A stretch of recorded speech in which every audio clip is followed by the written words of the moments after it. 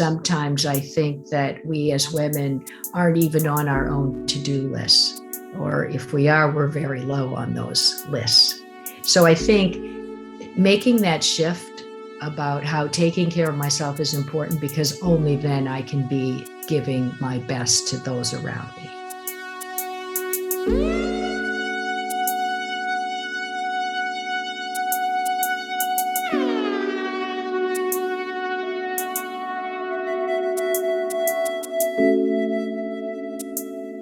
Welcome to LOVELINK, your guide to love and connection in all forms. We're your hosts, Simone Humphrey and Sina Simon. Our guest today is Caroline Welch, CEO and co-founder of the Mindsight Institute in Santa Monica, California. Caroline has had many roles and made many pivots in her life, from bank teller, waitress, English teacher in Japan, corporate litigator, mother, and CEO.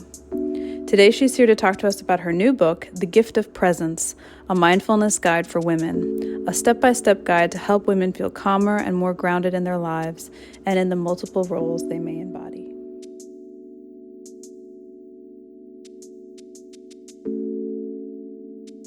So thank you so much for joining us, Caroline.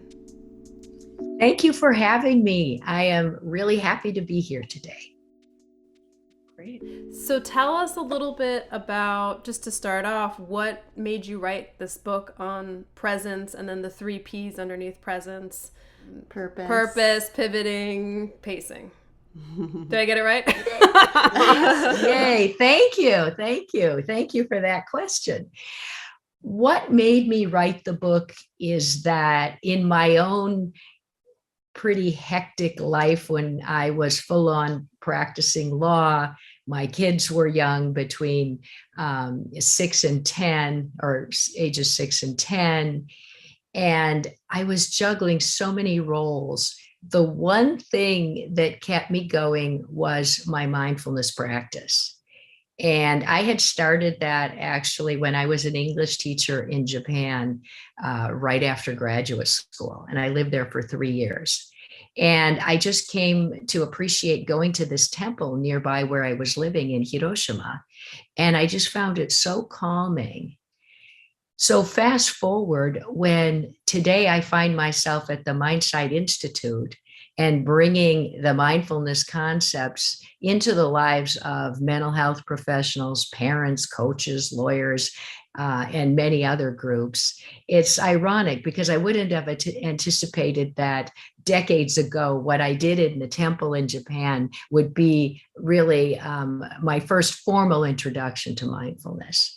So I thought that there's a book in there somewhere, a book where I could hopefully offer a resource to women. And so that caused me to interview 100 women, kind of test out some of my hypotheses, and ultimately create what became The Gift of Presence, a mindfulness guide for women. And why women in particular?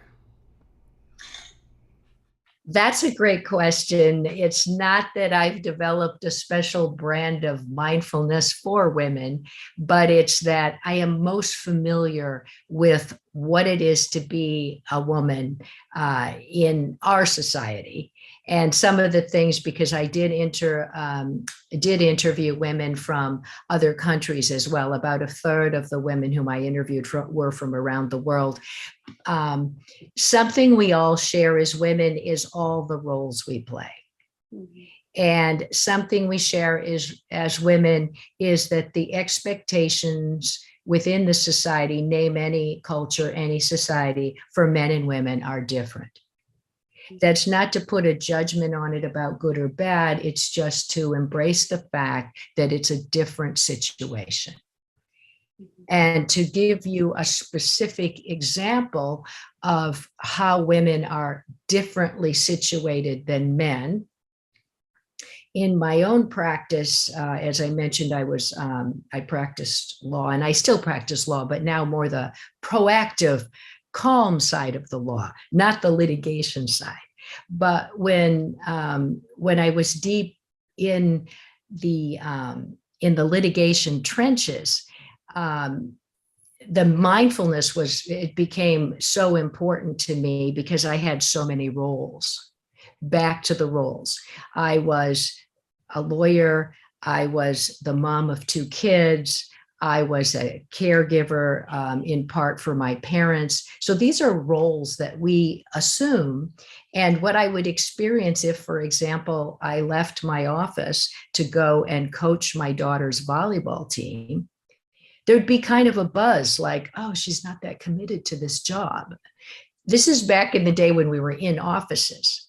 But I think even today, it's easier for a man to walk out and go coach a sports game because the response to that is more, wow, he's a great dad, or they're great parents, not to just limit that to men in that case.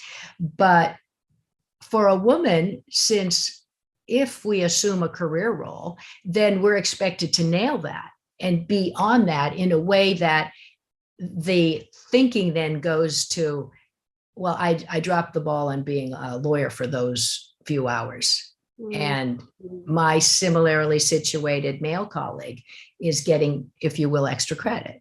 And all of this boils down to we have these ideas about what is a male role in our society and what is the female role. Right. Also thinking also about even within the home, how women are often expected to just take on more domestic roles, not even just parenting, but cleaning, purchasing, that this is a big piece of contention in relationships. And I'm wondering, I mean, kind of what I'm hearing is that it can be really beneficial, maybe even more so for women, given all these roles, that presence really plays much more of a kind of critical part than men. I'd be a little hesitant to do anything comparative and say more, because I think there are plenty of men as well who wish to expand their roles or more fully inhabit their roles as caregivers or as contributors in the home, and aspire to take on more of what we call the worry work. Like maybe one partner is really happy to drive the kids to the dentist, but the person behind the scenes scheduling the dentist or thinking about the dentist is often the mom.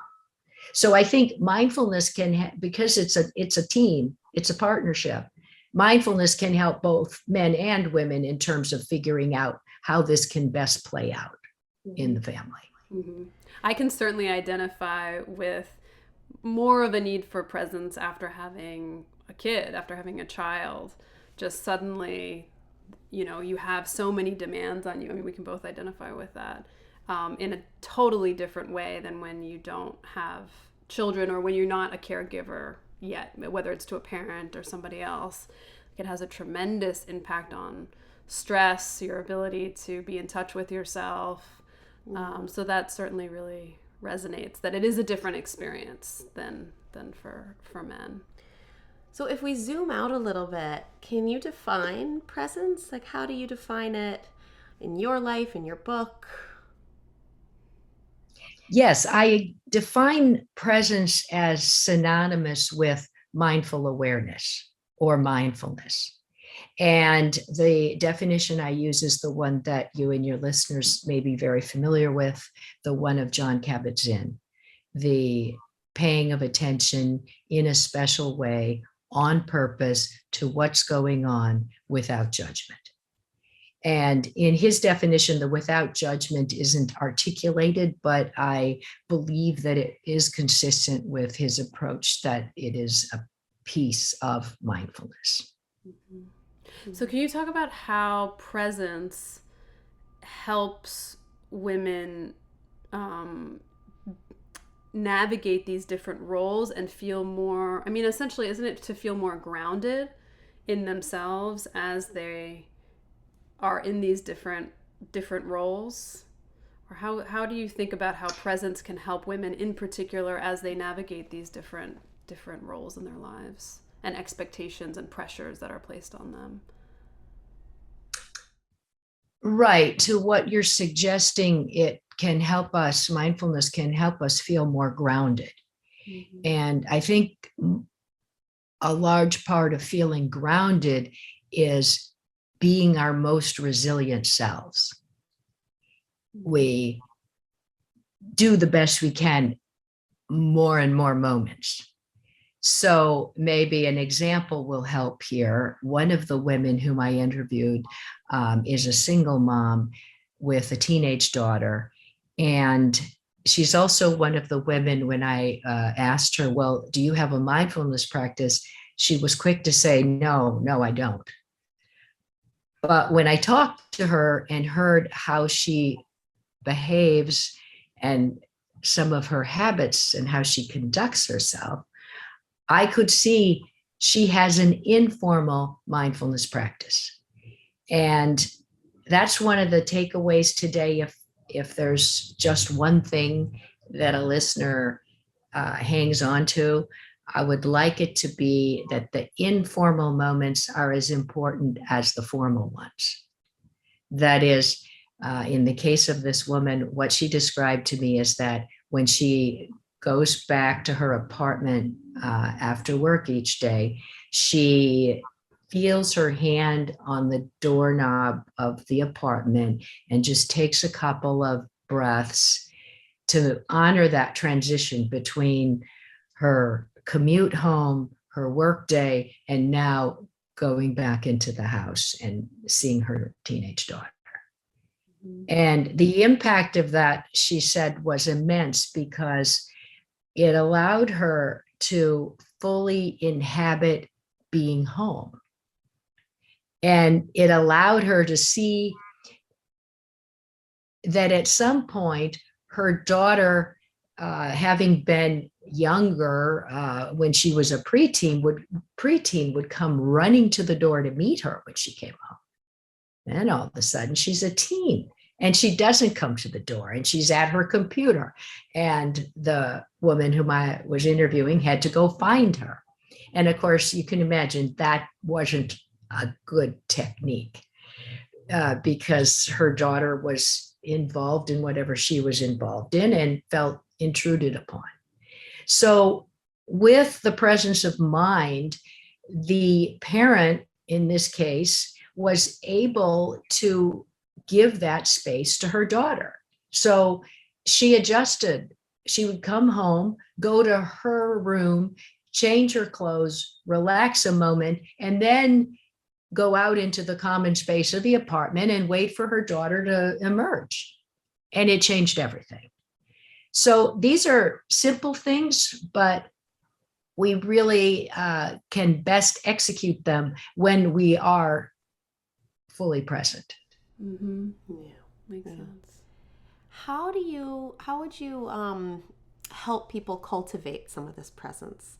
I mean, this sounds like there was something kind of intuitive with this woman that you described.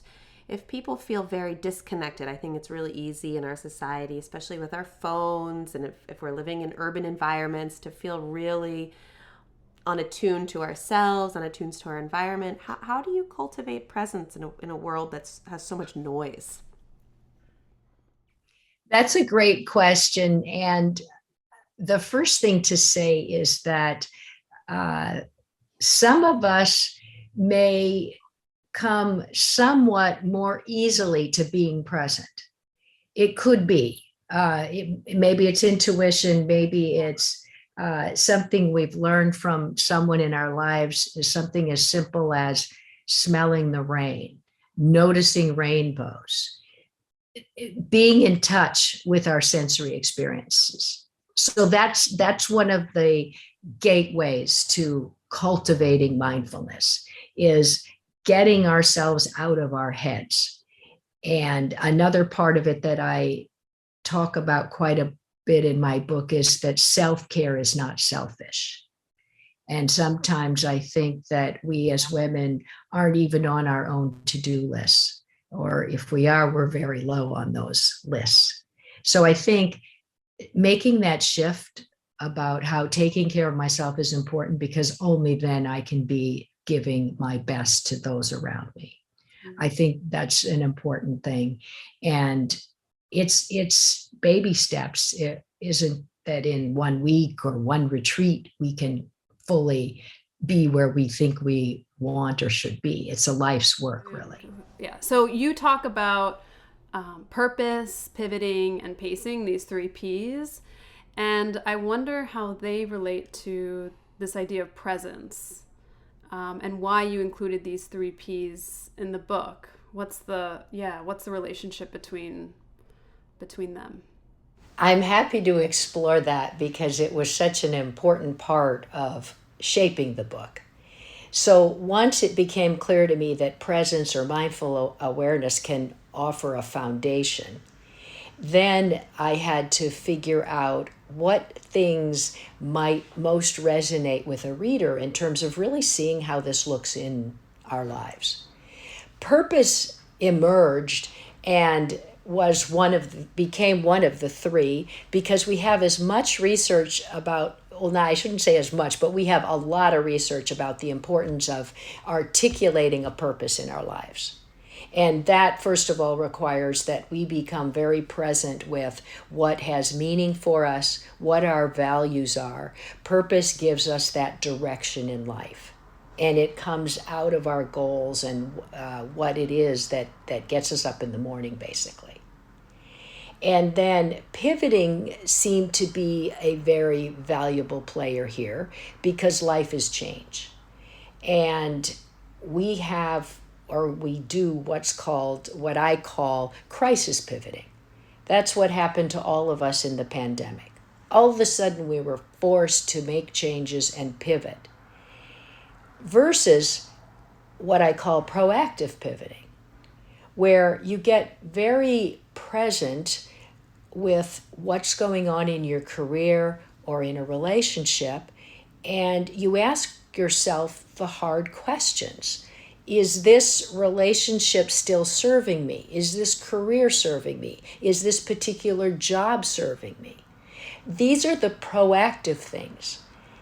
Since we humans don't like change, it's often that we make change when they are thrust upon us, rather than taking time to make a proactive pivot. And finally, the pacing part comes in because thankfully, we all have longer health spans now. We have, I'm sure in your own lives, you've seen people around you have 2, 3, 4 different careers and different family situations and different relationships. It's hard to say to ourselves, there's time, but there is time. It's kind of, I'm thinking about what Simone referenced a moment ago about our devices and our distractibility. It's so easy to buy into the immediate. Like, I really have to decide, is this my career path right now?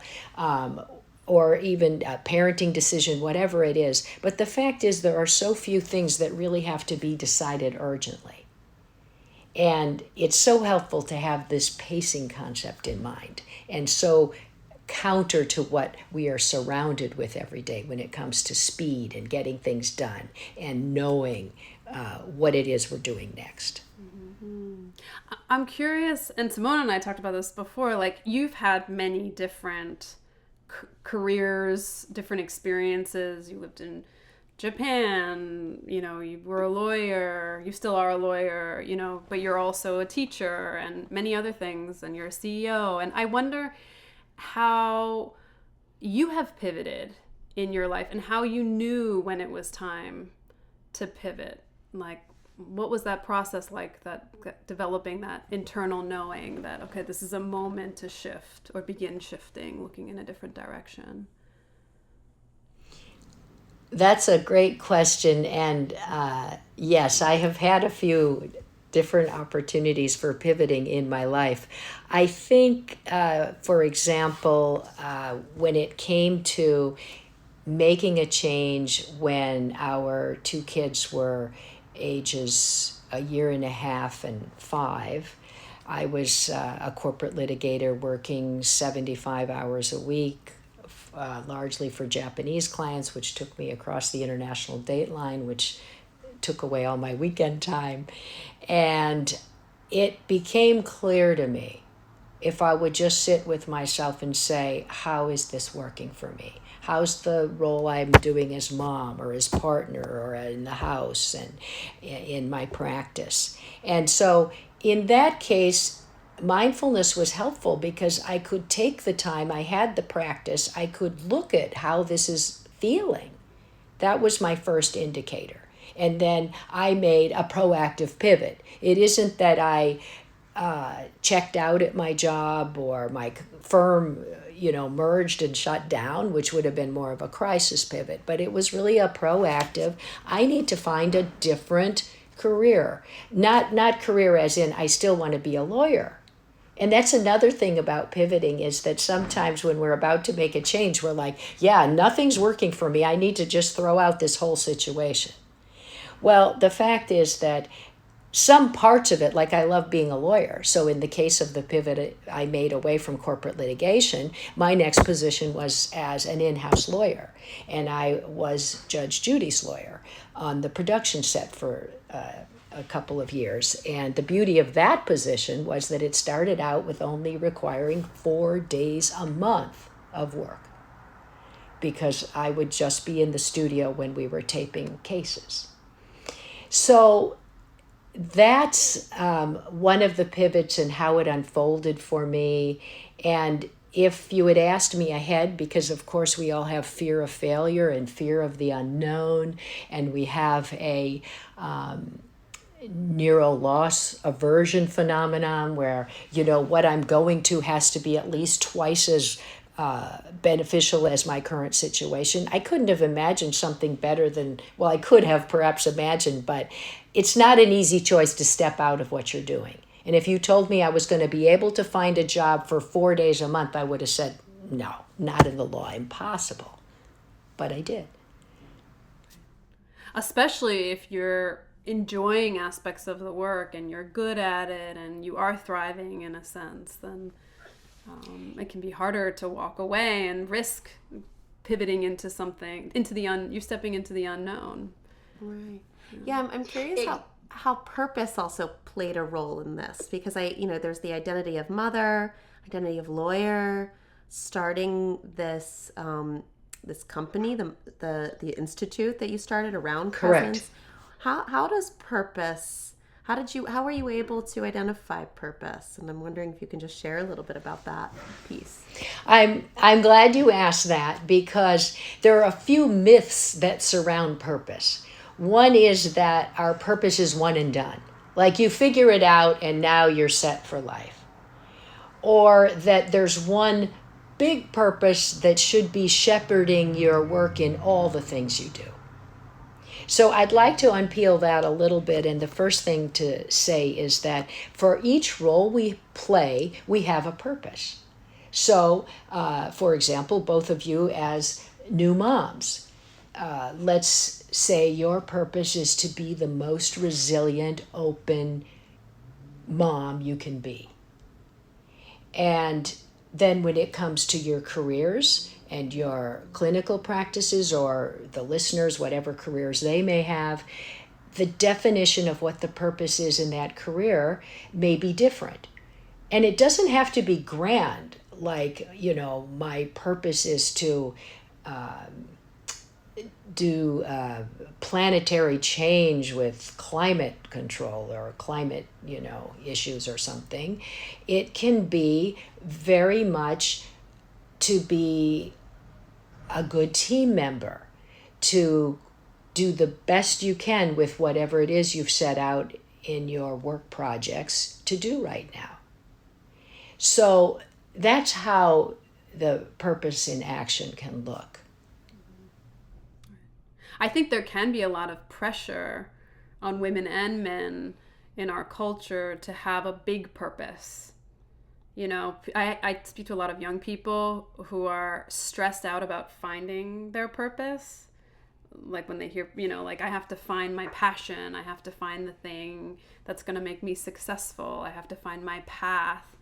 And it can be a real challenge to kind of slow it down and look at how you can find purpose now, and also while still maintaining dreams, but also helping people to discover their purpose rather than they have to find some grand purpose, discover it immediately, and then that has to be the thing. I just think our culture has a very rigid conception of this idea of purpose and passion. Right. And you've reminded me that another purpose myth is that you need passion to have purpose. I think we're kind of passion obsessed, and we have heard ourselves, at least I now with 2 adult children, I've heard so many parents and teachers say, just find your passion and everything will flow from that. And I think it's important to realize that many of us live very purposeful lives, but we wouldn't say we are passionate about how that's unfolding in our lives. So that would be the first thing to say about that.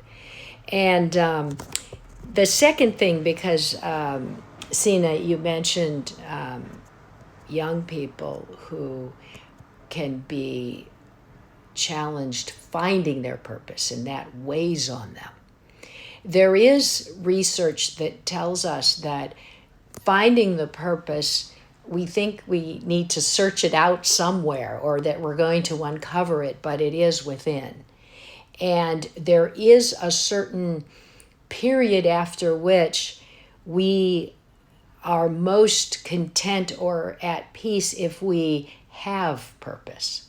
So it's one thing when you're in a certain age bracket where you are still finding, but at some point we humans need to embrace that I have purpose. This is my purpose. And maybe in part that also dovetails with what we're talking about here about grand purposes. Very few of us can become public figures and be known for something grand worldwide.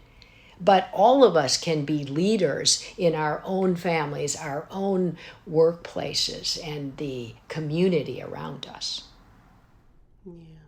And that connection to it. I mean, right, I love that. It kind of integrates purpose and presence all in one. Yeah.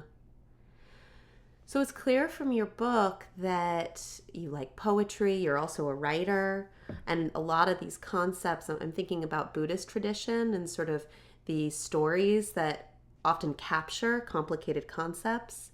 And I'm wondering, and we spoke a little bit before we started this interview, you named a couple poems that have been really inspiring to you. I'm wondering if there's anything that you'd want to share with us and our listeners about how some of these concepts have been captured in others' writing. Yes, I appreciate the opportunity to contribute a couple of poets' names here and to even share a couple of passages from poems that have recently been quite inspirational to me. So first I would like to give a shout out to the beautiful work of Diane Ackerman. We were talking, and she is for those of you who aren't familiar with her work, she's a poet and a naturist and an author. And what is so beautiful about her work is how she writes about nature and animals. And she's also, by the way, the author of The Zookeeper's Wife. The Zookeeper's Wife. I was going to say The Zookeeper's Life, but no, it's wife. And as I referenced earlier, having our senses activated can calm down those circuits in our brain that perpetuate the thought loops. So the default mode network, that is where we go when we have no particular direction, is often to our thoughts and our thought loops. So if we can intentionally activate our side sensory circuits, as we can by nature or by feeling our hands on the steering wheel when we're driving, or it just comes automatically also when you're interacting with small children, because it's very hard not to be in the moment with them. So I think Diane's work is very valuable for that in the moment that it brings us to. And a second resource I want to add here is the work of a new poet who lives on the East Coast of the United States. Her name is Kate Baer, and her first book was called What Kind of Woman?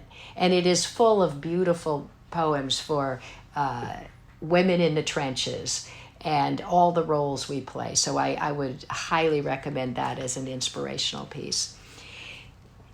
And finally, to read a couple of passages, the first thing I want to share is part of David White's Still Possible poem. And it's a couple of pages long, but the part of it that I would like to read is the following, and this is about 8 lines long. It is still possible to be kind to yourself, to drop constraints and fall often to your knees. It's not too late now to bow to what beckons, the world still swimming around you as you kneel transfigured by what sweeps on. It's still possible to leave every fearful former self in the wake of newly heard words issuing from an astonished mouth. Yeah, and the last thing I'd like to read is from the work of Stephen Dunn, and he has a book called Here and Now, one of his poetry books, which of course I'd be attracted to by its very title. So the first stanza of his book, Landscape with Friends, is as follows. Impatient with but careful of life's hazards, and in regular negotiations with courage, there ahead of me, I'd see a landscape, say meadow grass with patches of bluebells, in other words, a facade, and beyond it would be a forest also with its concealments, which I'd felt no need to investigate. It was pleasure enough to have read about all those animals and insects and their acceptable murders and subterranean labors, and how the trees and flowers nicely cover it all up, leaving what we call beauty. Nice. Beautiful poems. Really Thank you. lovely. Yeah, yeah. The first poem also really brought up this idea of, we can be disconnected, we can be really critical, we can be harsh on ourselves, and in any given moment, we can shift that. I think oftentimes we really tell ourselves because we're not doing it, or because we're not having it part of a regular practice, or because whatever the shoulds, that somehow we can't just jump into it. And this idea, and I don't know if I'm being clear right now, but this idea of just we can be present starting right now in this moment feels really profound and really important in all of this. Yeah. Like it doesn't have to be a lot of work to get there. It can just be happening in the next moment. Very moment. You could be unpresent and then shift to presence from one moment to the other, and that's a beautiful thing to even be aware of that. Yes, you've just put into a nutshell the really most important takeaway of this this time we've had together, I think, is that you can do this. It's accessible. And the only moment, because I'm sure all your listeners and the three of us have come to terms with the fact that we can't control world events, we can't control other people. All we can control is this moment and our response to it. And as Thich Nhat Hanh says, the only moment we have dominion over is this moment. And I also just want to add that it is so easy to get hard and kind of judge ourselves if we can't keep our minds on task or pay attention. But the moment at which, as you indicated, Simone, the moment you recognize that you're not present, you've fixed the problem. You're back. And how many things in life where we realize we have a problem, we need to repair something, it's instant, it's done. That is so refreshing to me. And so I never, once I realized that, I never went to that dark place like, oh, I can't even do a simple meditation. I can't even be present for 2 minutes with my young child. Once I realized, wait, now I realize I'm back. That's what it is. It's a very hopeful message for everybody who's listening. I hope so, and absolutely. And it's a muscle too, right? I mean, that this is something that can be really difficult. It's like meditation. The first time you do it, it's really challenging. You recognize all the thoughts that are passing, and then the more you do it, the more you can calm those thoughts, the more you can manage them, the more we can be present. So, I mean, I love the term practice because it doesn't set up yourself for success or failure. It's constant. Yes, and I think there are many parallels between physically working out and mentally working out, if you will. And within the realm of mentally working out, maybe walking meditation doesn't work for you, but sitting does. Or maybe going in the forest doesn't work for you, but some other experience does, listening to the waves at the ocean or watching ducks on a lake, whatever those things are. It's a work in progress, and it's not the same for everyone. And not everyone resonates with paying attention to their breath. Some people get uncomfortable with that, so they need a visual object or sounds or something else. So it is a life's work, and our minds never are empty of thoughts. It's not about that. It's about continuing to build this muscle of how we can best relate to what comes our way. Yeah. So, as we're coming to an end of this interview, we're so curious to hear about your upcoming projects, anything that you're working on right now that our listeners should know about. Yes, there are always things percolating. This will be a very exciting summer, and some of the things that I do are repeated annually. So for this year, I'm very excited to be heading in a couple of weeks to the south of France, where I'll be leading with Adriana Copeland a mindfulness workshop for women. And we will be focusing on not only mindfulness practices, but also forest bathing. So that's a very exciting event, and we will be offering it at least once a year, maybe twice. And so I always look forward to that. Later this summer, Dan and I will be at a conference in Melbourne, Australia, which is going to be dealing with childhood trauma. So we have a lot of different things coming up, and my website, carolinewelch.com, has upcoming events. And of course, we also offer courses built around the work of Dr. Dan Siegel, my co-founder at the Institute, and also my life partner. Give a shout out to him. We have lots of resources. Who we also just interviewed recently. Yes. Oh, great. Well, I'm in good company then. You have a wonderful roster. Thank you. Thank you so much. Yeah. Can you just tell us what forest bathing is, just so our... Oh, of course. It's not what you think. People think about nakedness and swimming suits and all of that. That's the association, and I do have to confess that Dr. Adriana Copeland is the expert, the licensed guide in forest bathing, and I haven't experienced it yet, but my understanding is that it is getting us in touch with our senses, and we use the forest as the platform for doing that. And the term forest bathing comes from Japan, and Japan has many forests that are not harvested.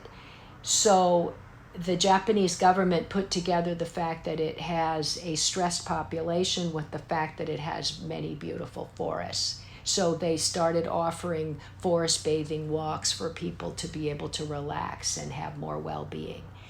And fast forward now, many countries and communities are coming to appreciate the benefits of forest bathing, and our own U.S. Forest Service is, I believe, looking for guides, certified guides in forest bathing, and there's more and more research on the benefits of that. Very cool. Amazing. Yeah. That workshop in the south of France sounds incredible. I know. I wish we were could there. go. Yeah. Put it on your list. One day, you won't believe it, but you will have a window, and hopefully you'll consider coming. Sounds great. Yeah. Well, Caroline, thanks so much for being here. It's been so wonderful talking to you. We really appreciate your time. Thank you.